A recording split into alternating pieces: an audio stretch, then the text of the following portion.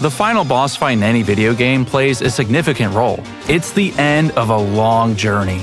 Expectations are high. It's been teased and pondered throughout the whole playthrough. How does this all end? And each game does it differently. For some, we know the final boss, the main villain from the start. And for others, it's a huge twist that's been waiting for the player at the very end. And then some games, like Breath of the Wild, point you directly to the final boss fight right when you boot up the game. He's right there. You can go for it if you want, I don't care.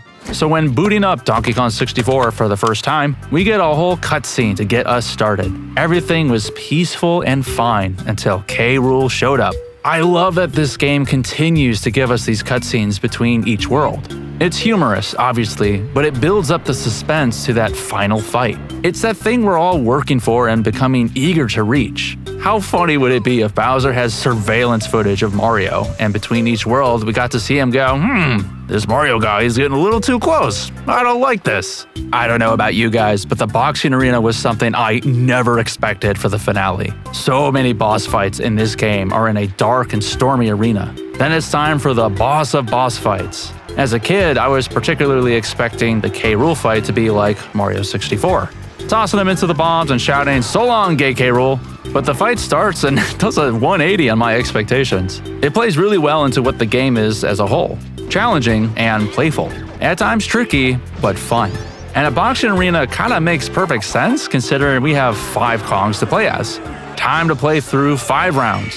The cherry on top of this whole sequence is how the Kongs make a fool out of Rool.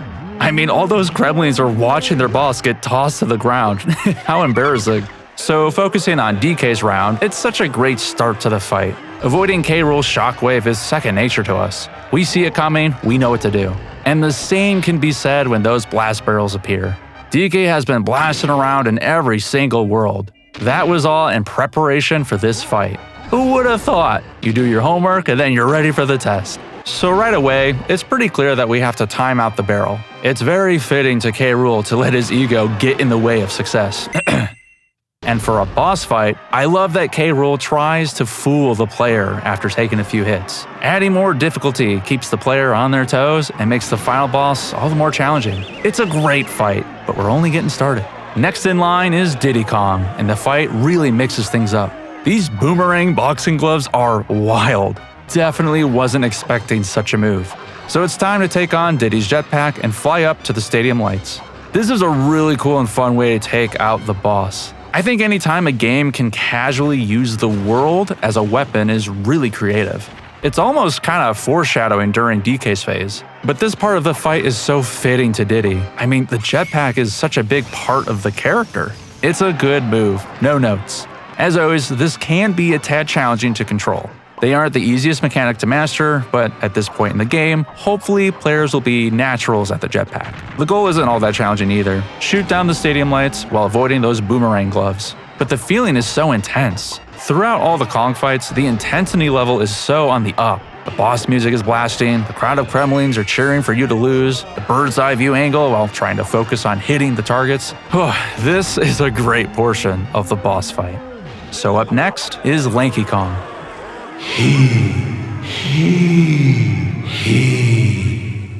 I've always had mixed feelings for this phase. It's hysterical for a boss fight and, oddly enough, very fitting for Lanky Kong. I mean, when the big bad guy has a stadium light stuck to his head and he's running around aimlessly like a maniac, it's funny. So then, to get this fool into chasing after Lanky, you play the trombone during a wrestling match to get him to slip over giant banana peels. It's hilarious. Not many games can pull off such an idea. That's the unique and creative thinking that has us loving Rare. The reason I have mixed feelings on it is because of how clunky it feels. Lanky reaching for the barrels is so… what just happened? It's a strange feeling. We've never seen his arms reach out like that before. It's just very unusual.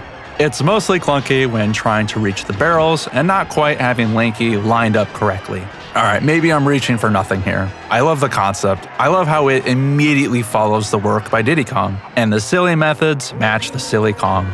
It feels a little clunky and messy, which can cause for a few unnecessary game overs. But that's as low as it goes to me. Still a fun portion, but let's move on to my favorite phase. Tiny Kong. This part of the fight is the most stressful to me. We've come this far, and Rool throws a lot at the players. Seriously, these shockwaves are tough to clear. Heart's pounding, and I'm literally at the edge of my seat trying to perfect these jumps without losing health. It's one of the most challenging parts of the fight, but also the most creative. I love that Rare didn't shy away from using Tiny's shrink barrel and made a unique method to fight Rool. I'll never forget that light bulb moment when entering his shoes. I mean, that is hysterical. But shooting darts at his toes is not quite straightforward. You gotta watch out for the pattern of those toes moving in and out. Can't take a hit and go down now. I've lost the fight at this section before. It's really heartbreaking, especially knowing I'm almost to the end. But it's very rewarding when making it to the end and switching over to Chunky Kong. It's fairly challenging and definitely gets the adrenaline pumping here. This section of the fight is so funny to me. It's like Rool is a toddler now, bouncing off the walls for attention, followed by him trying to slam into Hunky Chunky. I can't explain it, but some animations like this are so silly it just gives me a good chuckle. But this part of the fight is pretty creative as well. I like how the two swap being invisible once Chunky gets to his pad. This part of the fight isn't all that challenging either, it's the next part that's rough. Timing out that punch in Hunky Chunky mode is everything. This part has me the most stressed. I don't want to punch too late. Oh, but what if I punch too soon? Ugh. And that last punch is the trickiest of all, going invisible while trying to charge the player. What a twist! And a huge, satisfying feeling when the punch lands. The last hit. Getting to play through the 5 Kongs one last time and together to take down the big bad boss is unlike any other final endings to a game. This game can be a long, epic journey with plenty of teasers to King Rool. So after collecting everything and sinking hundreds of hours into this one game, it feels amazing to watch Funky Kong waltz in with that boot blaster. This part with Candy Kong though, you know what? Let's not talk about it. This might forever be one of my favorite final boss fights. I'm delighted to see it's as big of a deal as a boss fight in comparison to the size of the journey. Much like Mario and Zelda games where right from the start the game is like, Bowser's the bad guy, or hey, listen, Ganondorf is the bad guy, go get him. We all know from the very beginning that Rool needs to be stopped, and it's so satisfying when you do. What are your thoughts on this Rool fight? Were there any fun surprises to you? How does it compare to other Donkey Kong games? Or other final boss fights? Let me know your thoughts below. Thanks for watching, and I'll see you in the next one.